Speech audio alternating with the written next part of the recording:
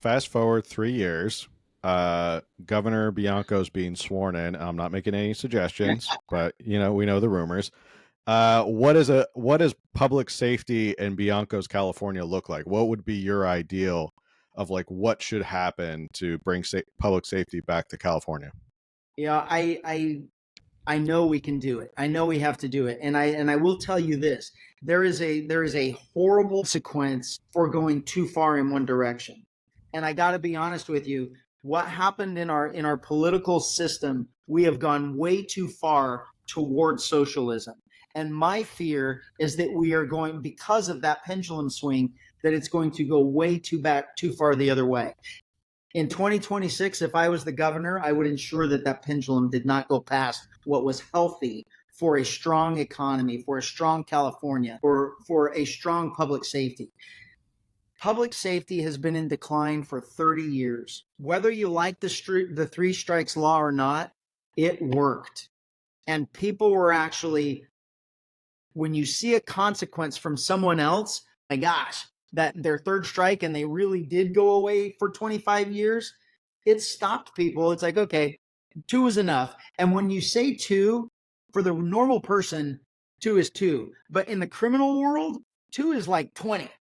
It wasn't their second crime, it was their 100th crime. It was just, this is how they added up to the two bad ones or the three bad ones. So I know we have to dedicate more to public safety. Whether you like it or not, California has experienced a large population growth over the last 40 years, and our prison system has shrunk. Crime hasn't shrunk. Criminals don't shrink. And there's so much, this argument goes back and forth so easy, and there's so many intricacies in it. But everyone wants to compare ourselves, and you play with fear, and you say you make up words like mass incarceration. There's absolutely no such thing. There is no such thing as mass incarceration. We didn't randomly round up random people and throw them in prisons. We had a major crime problem. We had mass crime, and we held people accountable, so we put them in jail. That's all that was going on.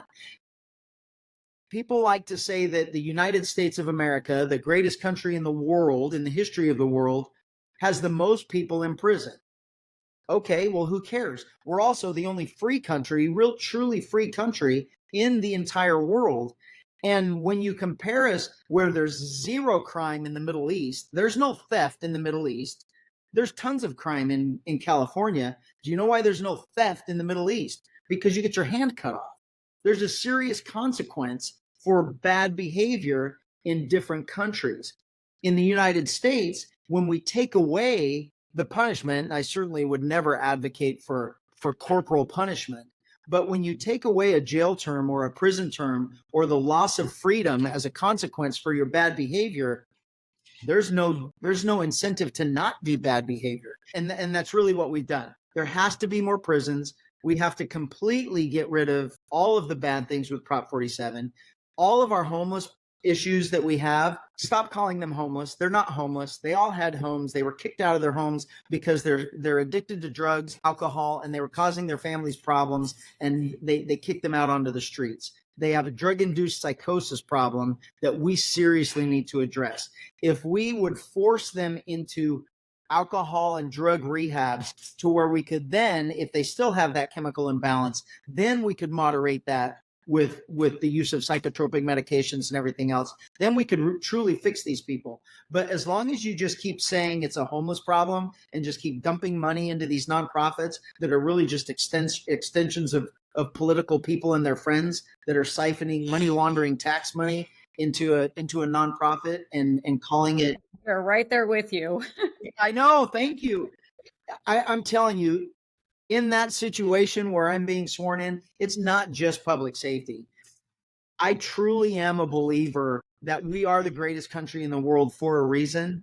And the last several decades, if not many decades, we've been in decline because we have allowed government, particularly California, New York, and now we're seeing our own federal government. We have allowed government to become too big, and they control our lives. Talk about what happened today with the government, with the governor basically imposing himself on a set of judges who are appointed by him or someone like him to just go along with them and say, the people, the Californians no longer have control of government. Government's going to tell us how we do things and when we do things, and they're not going to allow us to vote on something. There is something dreadfully wrong in our system when a part of government has grown so big and so one-sided that we've lost track of what that government is there for. And that government is truly there for people. It's there for us it's to facilitate us making our lives better. And some of that is jails. Some of that is removing the people that harm us, removing the people that steal from our stores, that cause costs to go up and to cause businesses to close.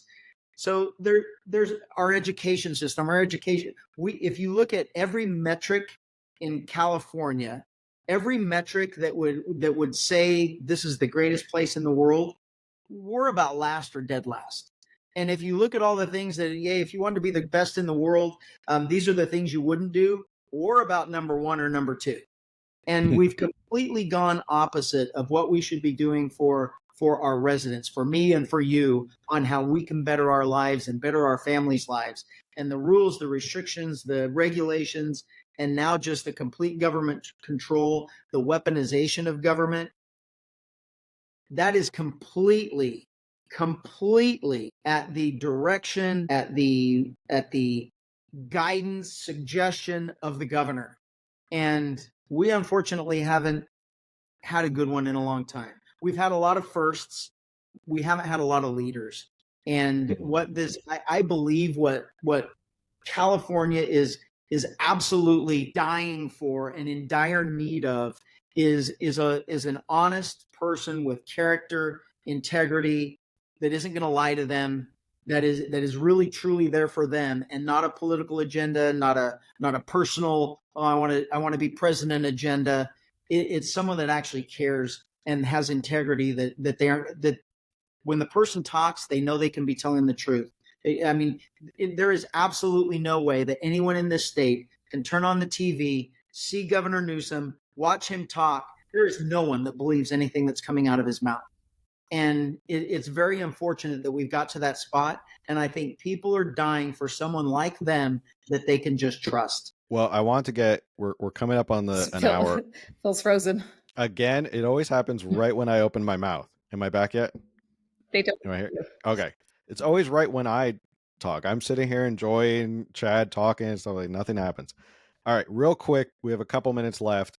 I want to get your opinion on the southern border and what's going on there before we wrap up, because we're coming up on an hour. Okay, very good. If you are watching the news, you are being completely misled and lied to about what's happening at the border.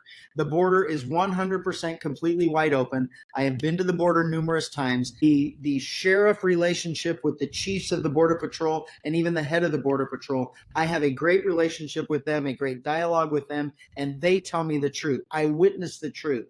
Our border is 100% completely open. Every single person that comes across is processed by Border Patrol and allowed into the country at the direction of our president. And there is nothing they can do about it. The FBI director has completely told me to my face that they have absolutely no idea how many terrorists are in this country that have come across this open border. They don't know where they are, they don't know who they are, and they don't know how many there are, but they know they're there. And it is a matter of time before we have a terrorist event on our soil that our federal government cannot protect us from because of our open border. Drugs are being brought across the border in droves. There are drugs flooding our streets like we could never have imagined in a law enforcement world. And we keep getting played on our emotions by the media and by our government officials saying that these people are coming here to better their lives. And they're these family units. There's no family units coming across the border. When the news goes out there and shows a newscast, they always show a kid and a woman. That doesn't happen. It's like they either pulled that from old footage or they're just cherry picking for days and days waiting for that perfect shot, because these are middle-aged men, young and middle-aged men from all different countries, from China, from Pakistan, because from all of the stands, every country that has a stand at the end, that's where these people are coming from. Russia, China, the North and South Africa.